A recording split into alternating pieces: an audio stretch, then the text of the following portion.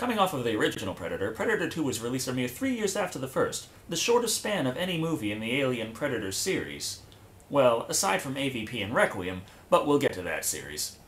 It's hard to praise or criticize this movie because it does so many great things with the Predator mythos, while at the same time doing just as many things wrong. It's your move. Shit happens. And for all its cinematic prestidigitations, basic flaws hold it back from becoming as well remembered as its predecessor.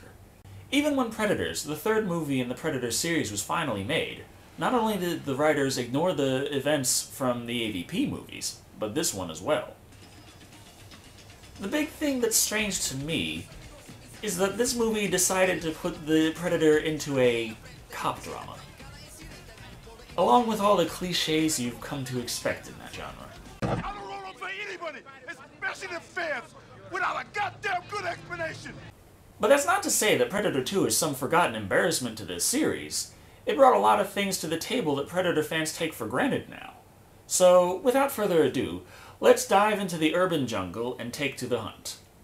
So, right off the bat, we're informed that this movie takes place in Los Angeles during the mystical, futuristic year of 1997. This does give them the freedom to show that in this version of history, the future, the gangs have escalated into brutal militaristic forces, with gang violence tearing apart the city like a war, which the characters have no problem pointing out to us. Don't let this get out, Phil, but it's a fucking war down here. We're not winning this war. Metro Command is a war zone. It has not been a nice day! That brings us to our hero's introduction. Mike Harrigan, played by none other than Danny Glover. A good choice of actor, as he can be very intimidating and give subtle performances with a much more believable tone than Arnold ever could. Unfortunately, though, the audience never gets to see him show off any real strength. That, along with the sweaty detective clothes, in my opinion, make him look much older and even downright frail. The guy weighs about 190, 195 pounds. You couldn't carry him up there. No shit. But I digress. He does pull off an impressive stunt to rescue the dying officers from the intro that we never see again, so we at least know he's crafty, and has a miniature armory in the trunk of his car, just like anybody in Los Angeles. And breaking off his door to avoid getting shot through the windshield, even though driving straight at them they could easily still shoot him anyway, Mike gets the officers the cover they need to save the motorcycle cops. Further proving that he is the starring role of this film, he announces his presence but still succeeds at ambushing the gangers remaining outside. Hey, asshole!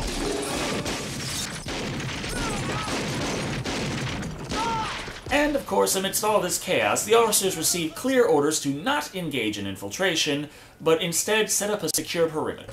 Yeah, let's get the rest of them. We can't. We just got orders from Chief Heineman. He says secure perimeter, surround building, and wait. Okay, let's play Direct This Scene, where you at home get to guess what happens next to Mike and company.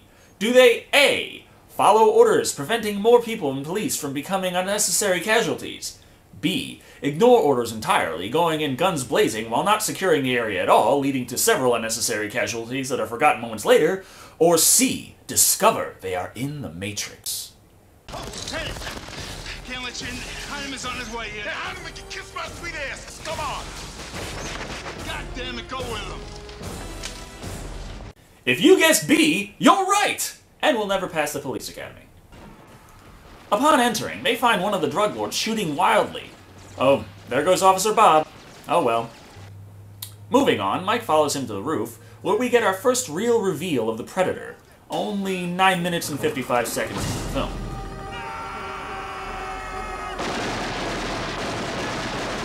A few bullets later, it's Mike on the roof with the Predator. He notices it and aims his gun directly at it. For unknown reasons, the Predator decides to just leave. I guess either he hit his killing quota for the day, or didn't want the movie to be less than 15 minutes, including credits. This scene also shows us one of Mike's flaws. Evidently, he's afraid of heights. This would be an interesting addition to the character, except, well, you'll see.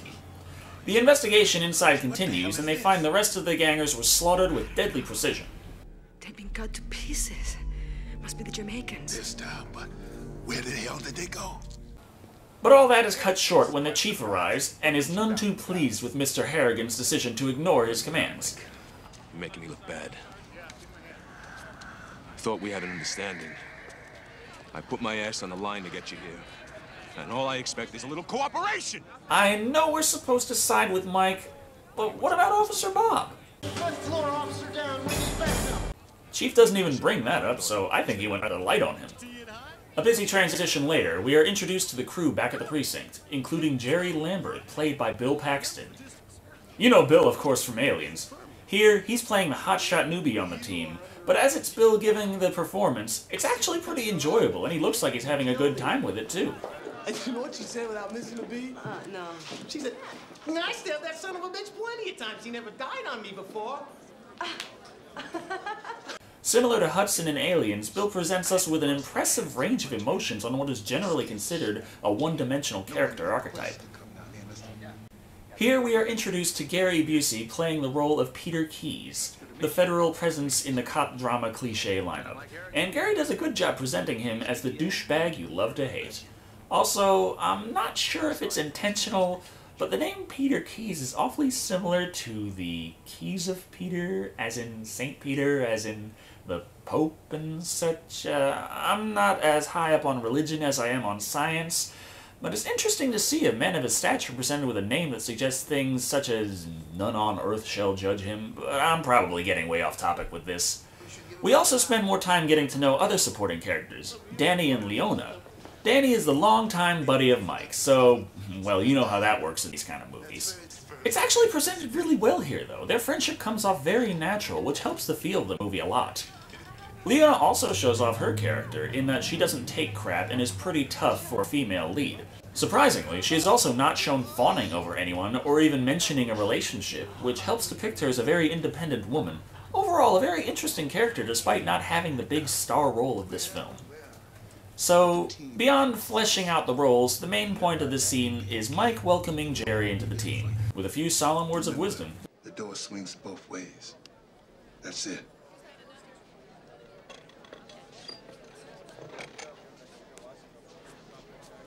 Hey, kid. Welcome to the war. This sets us up perfectly for the segue into...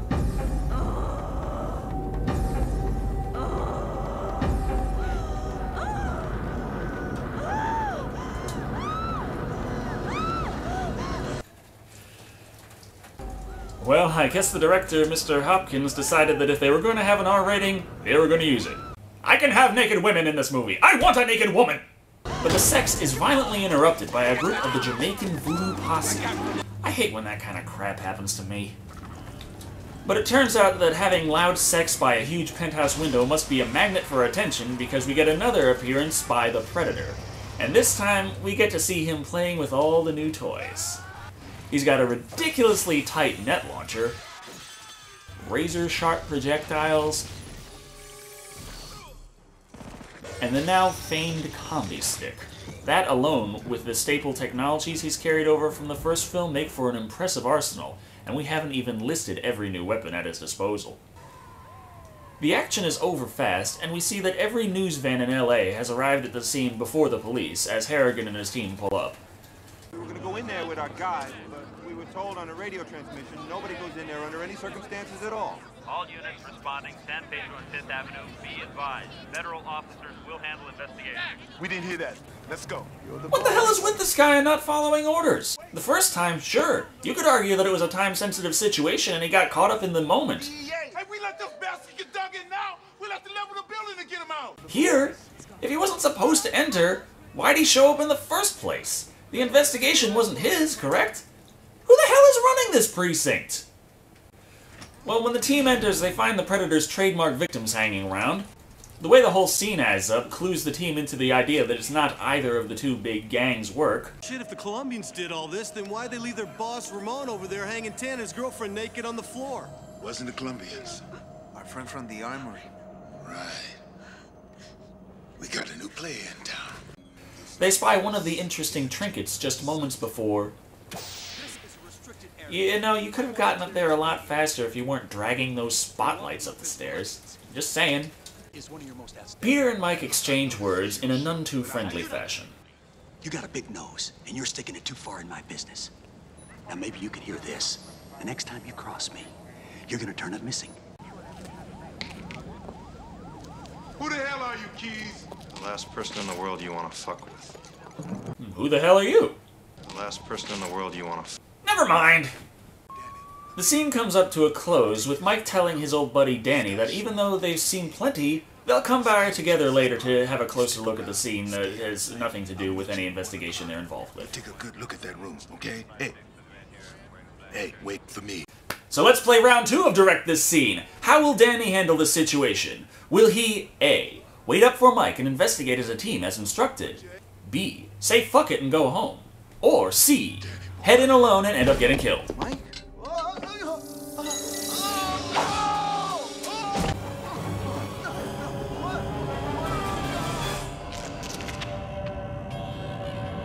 Oh no, the protagonist's longtime friend?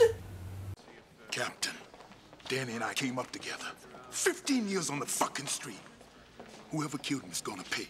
I'm gonna finish it. So yeah, we're going pretty extreme in the predictable cop drama plot points, but then again, it's not just a man and a partner. It was a team of 4. There are still people other than Mike to care about in this movie. Leona and Jerry both do the obvious thing to offer to help, and Mike actually listens to them. That is refreshing amidst the cliches piled into this movie. Together they figure out that Keys is after something much bigger than drug trafficking, and Mike tells Leona he wants to speak with King Willie, the head of the Jamaican voodoo posse. A transition later, Mike and Jerry are at the lab looking for clues. An air of secrecy surrounds Keys' investigation, but Mike hands over the Predator's weapon for analysis. I pried this from Danny's hands. This is what took him up into the rafters. Let me see. We are now at 150,000 times normal magnification.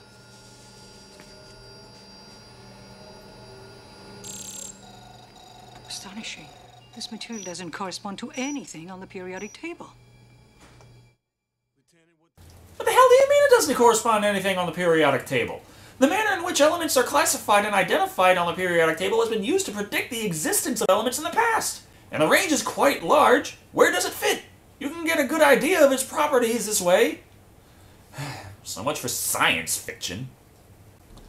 Well, before the day is out, Mike heads down alone to see King Willie, and like any awesomely powerful crime lord, he meets up with him alone in a filthy alleyway.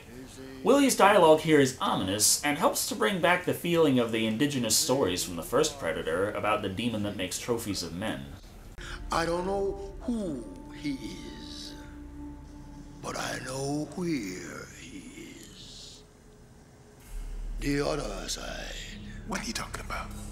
The spirit world, man. You see? You had KFC? Always the same. In all seriousness, I know well about chicken bones' use in divination, but the ones they use in this scene look like they came out of a crew member's lunch. No vertebrae, no rib bones, just leg and wing bones. That's killing your people and mine. It's from the other side. So, Willie says a lot of creepy things, but offers little to no information, and they part ways. Well, I guess KFC divination isn't quite as effective if you're surprised the Predator has arrived. Whoa. Whoa now. He's got a sword? The head of a huge criminal organization is going to fight the Predator with a sword? Awesome! I can't wait to see this!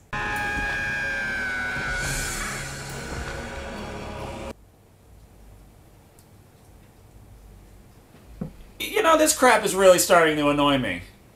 Well, after a short skull care and maintenance instructional video, we're back to the lab with Jerry and Leona. The federal authorities erased everything from the computer file except for this. Part of a chemical test on a fragment of wood from the penthouse. And it contained traces of cattle blood and heavy traces of steroids. I believe that whoever killed Detective Archuleta had recently been in a slaughterhouse. Wait, why the hell did they erase absolutely everything except that one clue? It might look insignificant on its own, but when there's no haystack, it's pretty damn easy to find the needle. Well, the investigation has just had its first major break, but Mike decides to take one himself and check off another cliché for the cop drama list. Graveyard? Check. Picture? Check. Badge? Check. Playing taps? Also, this little brat seems to be taking the same lessons as Mike when it comes to how to listen to authority. Which way was it? down here, to the right.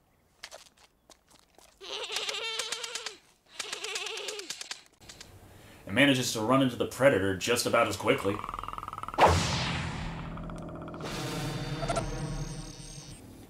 Oh shit, this just got real.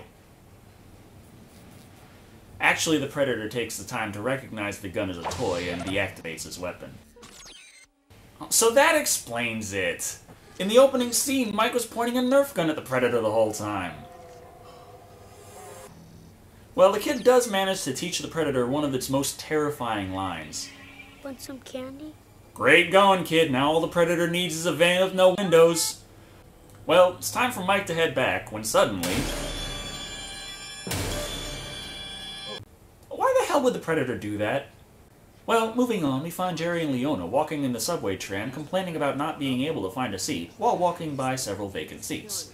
But this comrade is cut short when an altercation erupts. Whoa! Get the hell away from me!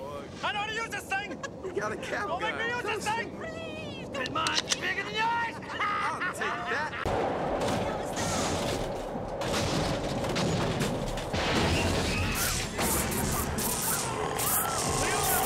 What? How the hell did the Predator get there that fast? And know that the people in the subway car happen to all be armed. And when they drew their weapons. This is my big issue with the scene. It's when it comes out full force that the Predator in this movie is only sometimes behaving like the Predator. This scene especially, it acts more like Jason Voorhees. Well, after slaughtering everybody around him, the Predator closes in on Jerry. And here we see the Predator is also bulletproof. Jesus Christ, what the fuck are you? Want some candy? No, Paxton, don't take the candy! So they stop the train and Leona gets everyone to safety who wasn't already killed, then heads back to check on Jerry.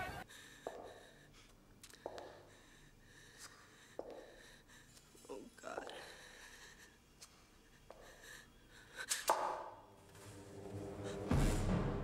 Damn it, what is it with Foxton killing Bill Paxton?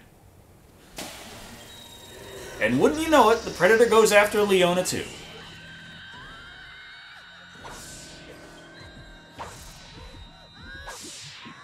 Oh, she's pregnant? Well, that explains it all! Mike Harrigan is pregnant! Who got hit this time? Well, he shows up after all is said and done to find out what happened. Doesn't make sense. They were all armed. How the hell did you know that? Well, the magic bulletproof Predator apparently took its time with getting its trophy because Mike has plenty of time to catch him in the act, and the big chase begins. The Predator runs along the rooftops while Mike pursues on the street. It's an interesting scene, but is cut short by... Keyes' men? So I guess he's in the Slaughterhouse District? Well, they must be using Predator technology if they knew where Mike was before I even knew where Mike was. Apparently victorious in its evasion, the Predator shows off its immortality some more as it is struck by lightning. What the hell is it going to do next? Stop a jet by sticking its butt in a turbine? If it bleeds, we can kill it. Well, then you can't fucking kill this one. Well, they bring Mike into Keyes' secret base, and he decides to tell him everything? I don't see why, or if he was fine with that, why not just tell him from the start? When did Mike join the secret club? I don't know anymore. Well, it turns out Keyes has been tracking the Predator and wants to capture it to take its technology. You admire the son of a bitch. Not what he does, Lieutenant. For what he is. For what he can give us. They have a big, intricate plan set up that capitalizes on the Predator's reliance on infrared to see and render themselves invisible to surprise it. This gives us the perfect chance to see another Predator technology introduced in this movie. Multiple vision settings on its mask.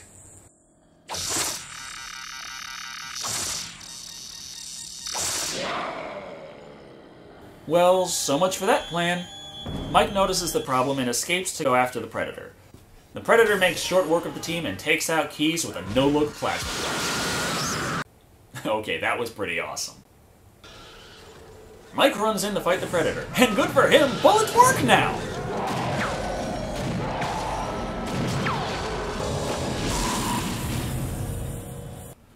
or at least long enough for Mike to take its mask off and quote the first movie.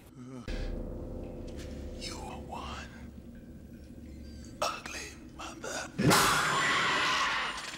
Motherfucker.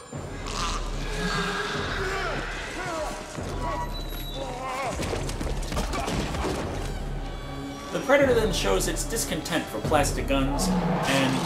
what, the keys again? Are you sure they don't have Predator technology yet?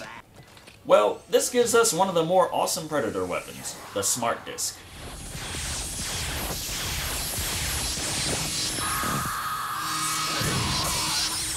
Well, I guess none from Earth judged him. From this point on in the movie, it's one long confrontation between Mike and the Predator. The action in this sequence, for the most part, is really awesome, but Mike's character flaw, his fear of heights, seems to keep interrupting the action. It's not like he's ever failed to do anything because of the fear, or even gets over it eventually. He always stops at the edges and just brings the scene to a halt. Well, the chase goes on until eventually Mike finds the Predator's ship. Now this part is really well done. It looks like nothing made on Earth, and is also the first cinematic hint that the Predators hunt things other than humans, such as xenomorphs. The battle escalates in vicious melee combat, where eventually Mike bests the Predator using its own weapon, the Smart Disc. Though, honestly, that wound doesn't look nearly as bad as the bullet wounds, or losing a hand, or getting struck by lightning. Oh well. Mike soon finds himself surrounded by Predators, and stands his ground. Okay, who's next? They carry off their fallen comrade, and the Elder respectfully gives Mike an 18th century pistol. 1715. Well, that was nice of them. Wait, this is an action movie. It can't end like this. The hero has to be running down a tunnel from a huge explosion.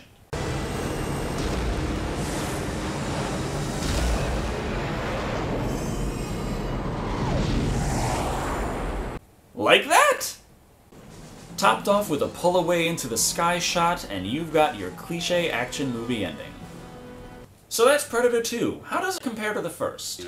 Well, I complained that the exposition in the beginning of the original Predator was downright pointless by the end, and this movie doesn't have that problem. But its action sequences aren't nearly as amazing as the first film. Mike is a much more interesting character than Dutch could ever hope to be, and while I like the supporting characters, they aren't quite as strong as the ones from the original.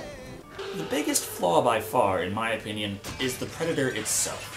There are just too many inconsistencies and instances where it doesn't behave like you would think the Predator would. So for horror, the slower-paced investigation and occasional jump scares do net it 2 ugly motherfuckers out of 5. But Mike's issue with heights tends to bring the action scenes to a halt, right when they're getting really good. At best, I'd give it 4 trophies out of 5 for action. Overall, despite its flaws, it's added so much to the Predator mythos that if you're a fan, or at least interested in the series, you would be doing yourself a serious injustice to pass this film up, regardless of what cinematic sins it commits. It's still a great ride, and well worth your time. Finally, I would like to thank everyone who supported my videos while I've been infrequent in my updates. And don't worry, I'm hoping I'm going to get my next review done within a week, very soon. I'm going to try. And that review will be Alien vs. Predator. Thank you all for watching. This has been Decker Shado, the internet personality with the best hair.